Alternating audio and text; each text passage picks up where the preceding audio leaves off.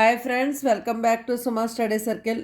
ఈరోజు మా ఛానల్లో ఫ్రిక్షన్ టాపిక్ ఇవ్వడం జరిగింది.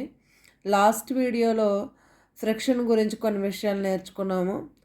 ఫ్రిక్షనల్ ఫోర్సెస్ అనేవి అప్లైడ్ ఫోర్స్కి అంటే ఆబ్జెక్ట్ మీద ఫోర్స్ అప్లై చేసినట్లయితే ఈ ఫ్రిక్షనల్ ఫోర్సెస్ అనేవి ఆపోజిట్ డైరెక్షన్లో ఉంటాయి. ఫ్రిక్షనల్ ఫోర్సెస్ అనేవి ఎప్పుడూ కూడా మూవింగ్ ఆబ్జెక్ట్ మీద వర్క్ చేస్తూ ఉంటాయి. మోషన్ ఆఫ్ ద ఆబ్జెక్ట్ అంటే direction of the object frictional forces opposite డైరెక్షన్లో ఉంటాయి. Friction is one kind of force, it is a contact force. అలాగే ఫ్రిక్షన్ అనేది హీట్ని జనరేట్ చేస్తుంది. సో మ్యాచ్ స్టిక్లో మనం ఫ్రిక్షనల్ ఫోర్సెస్ని యూస్ చేస్తాము. అదేవిధంగా friction depends on nature of the surface.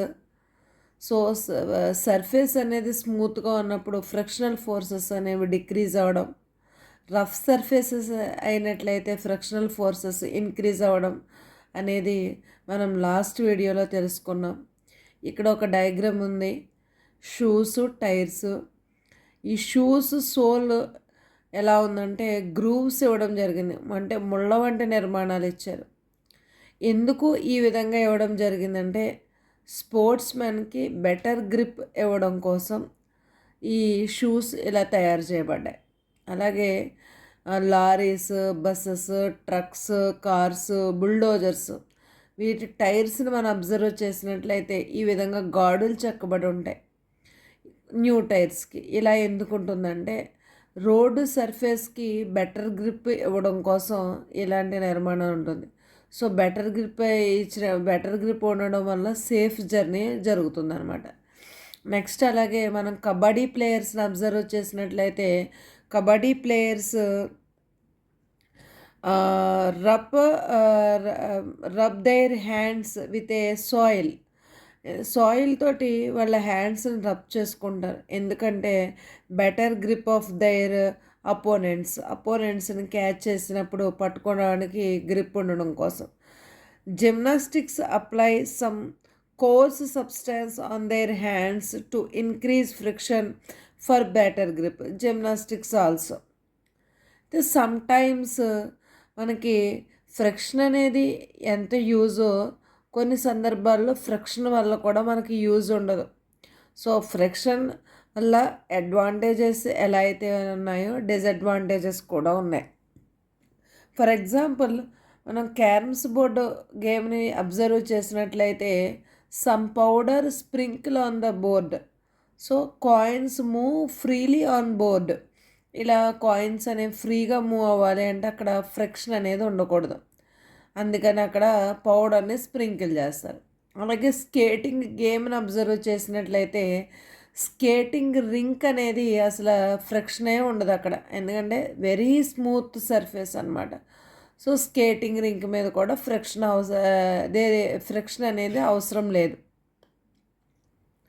Next డోర్స్ని observe చేసినట్లయితే డోర్ జాయింట్స్లో sometimes add 2 or 3 drops of oil. ఆయిల్ని యాడ్ చేయడం వల్ల అక్కడ ఫ్రిక్షన్ అనేది డిక్రీజ్ అయ్యి డోర్ ఫ్రీగా మూవ్ అవుతుంది. అలా అప్లై చేయకుండా మనం ఫ్రీగా అలా వదిలేసినట్లయితే ఫ్రిక్షన్ ఇంక్రీజ్ అయ్యి some sound generated joints of the door మధ్యలోంచి మడతబంది మధ్యలోంచి సౌండ్ రావడం, ఇంకా అలా వదిలేస్తే అది అక్కడికి బ్రేక్ అవ్వడం అనేది జరుగుతుందన్నమాట. సో అక్కడ మనం ఫ్రిక్షన్ని డిక్రీజ్ చేయాలి. అట్లాగే machines, factories, cycles, bicycles, cars, buses ఇలా అన్ని చోట్ల కూడా మనం ఫ్రిక్షన్ అనేదాన్ని రెడ్యూస్ చేస్తూ ఉండాలి. అలా రెడ్యూస్ చేయనట్లయితే అక్కడ ఫ్రిక్షన్ ఇంక్రీజ్ అయ్యి సౌండ్ జనరేట్ అవ్వడం, పార్ట్స్ డ్యామేజ్ అవ్వడం.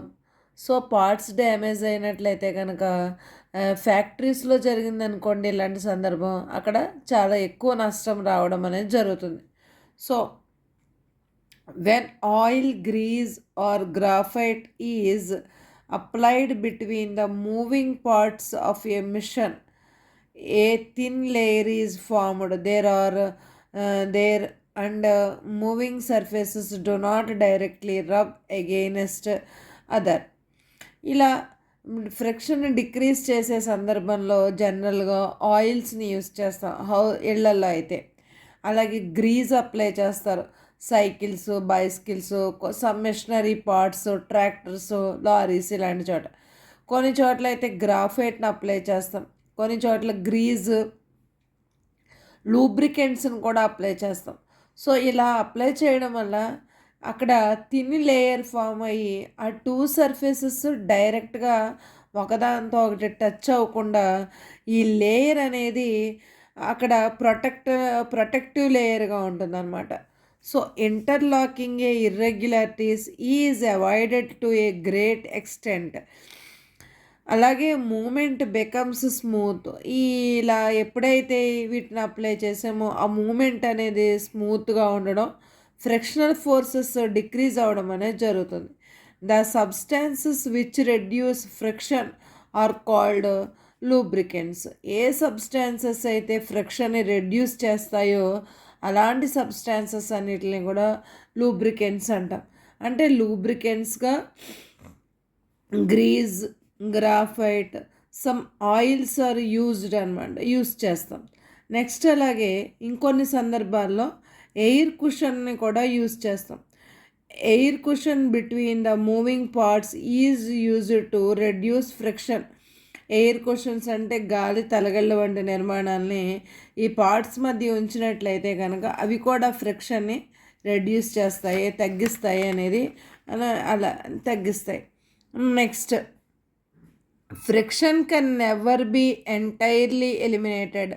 ఫ్రిక్షన్ని పూర్తిగా ఎలిమినేట్ చేయలేం. No surface is perfectly smooth, some irregularities are always there. ఇది ఒక పాయింట్ మనం గుర్తుపెట్టుకోవాలి. ఫ్రిక్షన్ని పూర్తిగా లేకుండా చేస్తామంటే మాత్రం అది జరగని పని. No surface is perfectly smooth, some irregularities are always there. Wheels reduce friction. Wheels reduce friction అంటే ఇక్కడ లగేజ్ సూట్ కేసెస్ కానీ, స్కూల్ బ్యాగ్స్ని కానీ, ఈ మధ్యకాలంలో స్కూల్ బ్యాగ్స్ కూడా, ఈ లగేజ్ సూట్ కేసుని అబ్జర్వ్ చేసినట్లయితే వాటికి వీల్స్ ఉంటాయి. ఈ వీల్స్ ఉండడం వల్ల చిన్నపిల్లలైనా సరే వాటిని ఈజీగా క్యారీ చేయగలుగుతున్నారు. ఎందుకు క్యారీ చేయగలుగుతున్నారు? When one body rolls over the surface of another body, the resistance to its motion is called rolling friction. ఇక్కడ ఇది రోలింగ్ ఫ్రిక్షన్ అంటాం దీన్ని. ఒక ఆబ్జెక్ట్ అనదర్ ఆబ్జెక్ట్ సర్ఫేస్ మీద ఈజీగా రోల్ అవుతున్నప్పుడు ఆ మూమెంట్కి ఏదైతే ఉందో దాన్ని, ఆ రెసిస్ట్ చేసేదాన్ని ఏదైతే ఉందో దాన్ని మనం రోలింగ్ ఫ్రిక్షన్ అని అంటాం. సో ఈ రోలింగ్ వల్ల ఏమవుతుందంటే ఫ్రిక్షన్ అనేది రెడ్యూస్ అయిపోతుంది అనమాట. అంటే ఇక్కడ ఇంకొక పాయింట్ మనం గమనించాలి. మనం లాస్ట్ వీడియోలో స్టాటిక్ ఫ్రిక్షన్ గురించి తెలుసుకున్నాం. సో ఈ రోలింగ్ ఫ్రిక్షన్ అనేది is less than static friction. Static friction కంటే రోలింగ్ ఫ్రిక్షన్ అనేది తక్కువగా ఉంటుంది. స్టాటిక్ ఫ్రిక్షన్ మీన్స్ ఏదైనా ఒక ఆబ్జెక్ట్ రెస్ట్లో ఉన్నప్పుడు దాన్ని మోషన్లోకి తీసుకురావడానికి అక్కడ ఉండే ఫ్రిక్షనల్ ఫోర్సెస్ ఏదైతే ఉంటాయో దాన్ని మనం స్టాటిక్ ఫ్రిక్షన్ అని అన్నాం. సో ఇక్కడ ఇక్కడ ఏంటంటే స్టాటిక్ ఫ్రిక్షన్ కంటే రోలింగ్ ఫ్రిక్షన్ అనేది తక్కువగా ఉంటుందన్నమాట. సో ఈ వీల్స్ ఉండడం వల్ల this is the reason it is convenient to pull luggage fitted with rollers అనమాట. సో ఈజీగా ఎంత లగేజ్ని అయినా సరే మనం ఈ రోలర్స్ వల్ల మనం క్యారీ చేయొచ్చు. Since the rolling friction is smaller than the sliding friction. Sliding friction కంటే కూడా రోలింగ్ ఫ్రిక్షన్ అనేది తక్కువే. స్టాటిక్ ఫ్రిక్షన్ కన్నా తక్కువే, అలాగే స్లైడింగ్ ఫ్రిక్షన్ కన్నా కూడా ఈ రోలింగ్ ఫ్రిక్షన్ అనేది తక్కువగా ఉంటుంది. సో మనం ఈ పాయింట్ను కూడా గుర్తుపెట్టుకోవాలి. Sliding is replaced in most machines by rolling by the use of ball bearings. చాలా మిషన్స్లో బాల్ బేరింగ్స్ని యూజ్ చేసి ఫ్రిక్షన్ని రెడ్యూస్ చేస్తున్నారు. సో సమ్ ఎగ్జాంపుల్ చూద్దాం. The use of ball bearings between hubs and the axles of ceiling fans and bicycles. అంటే ఈ ball బేరింగ్స్ని మనం ceiling ఫ్యాన్స్లోను, అలాగే wheels మధ్య భాగంలోను, అలాగే సైకిల్స్లోను కూడా బాల్ బేరింగ్స్ను యూస్ చేసి అక్కడ ఫ్రిక్షన్ని రెడ్యూస్ చేస్తున్నారు. Next fluid friction. అసలు ఫ్లూయిడ్స్ అని వేటినంట, లిక్విడ్స్, గ్యాసెస్. జనరల్గా లిక్విడ్స్, గ్యాసెస్ ఏదైతే ఉంటాయో వాటిని మనం ఫ్లూయిడ్స్ అంటాం. సో ఈ లిక్విడ్స్, గ్యాసెస్ వాటి గుండా వెళ్ళే ఆబ్జెక్ట్స్ ఏమైతే ఉంటాయో వాటి మీద కొంచెం సమ్ ఫోర్స్ని ఎక్స్టర్ట్ చేసినట్లయితే కనుక దాన్ని మనం ఏమంటామంటే ఫ్లూయిడ్ ఫ్రిక్షన్ అని అంటాం.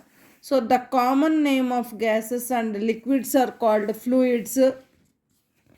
So we can say that fluids exert force of friction on objects in motion through them. అంటే వాటి గుండా వెళ్ళే వస్తువుల మీద అవి కొంత ఫోర్స్ని అప్లై చేసినట్టయితే దాన్ని మనం ఫ్లూయిడ్ ఫ్రిక్షన్ అని అంటాం. అలాగే fluid friction is also called drag. The frictional force ఎక్స్టర్టెడ్ by fluids is also called drag. ఇది ఇంపార్టెంట్ బిట్ అనమాట. ఫ్రిక్షనల్ ఫోర్స్ ఎక్స్టర్టెడ్ బై ఫ్లూయిడ్స్ వల్ల అప్లై చేసే ఫ్రిక్షనల్ ఫోర్స్ ఏదైతే ఉందో దాన్ని మనం డ్రాగ్ అని అంటాం. The frictional force on an object in a fluid depends on it's speed with respect to the fluid.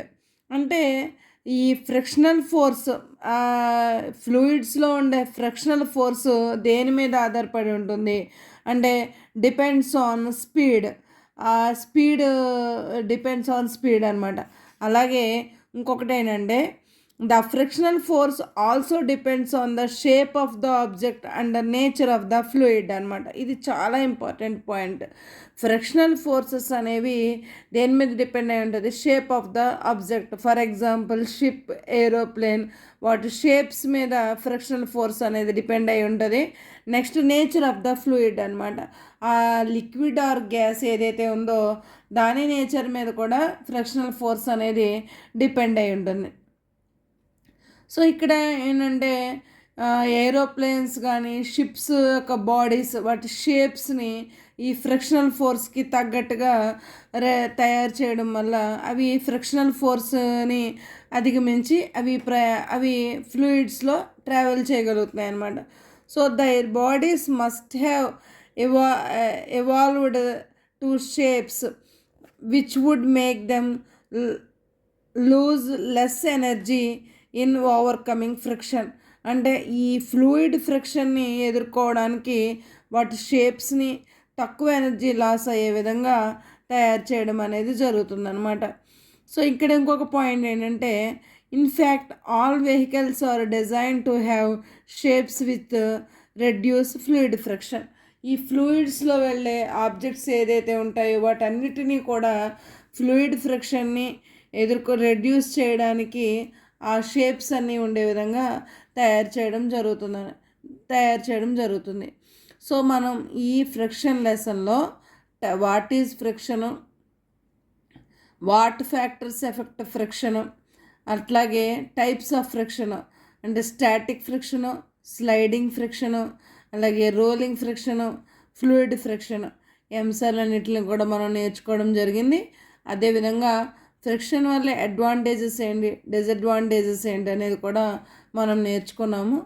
Next వీడియోలో ఈ లెసన్ నుంచి వచ్చే బిట్స్ ఏ విధంగా వస్తాయి అనేది నేను నెక్స్ట్ వీడియోలో చేసి పెడతాను. అలాగే మా అనాలిసిస్ కానీ మా కరెంట్ అఫైర్స్ కానీ మీకు నచ్చినట్లయితే మా ఛానల్ను లైక్ చేయండి, సబ్స్క్రైబ్ చేయండి. Thank you very much friends.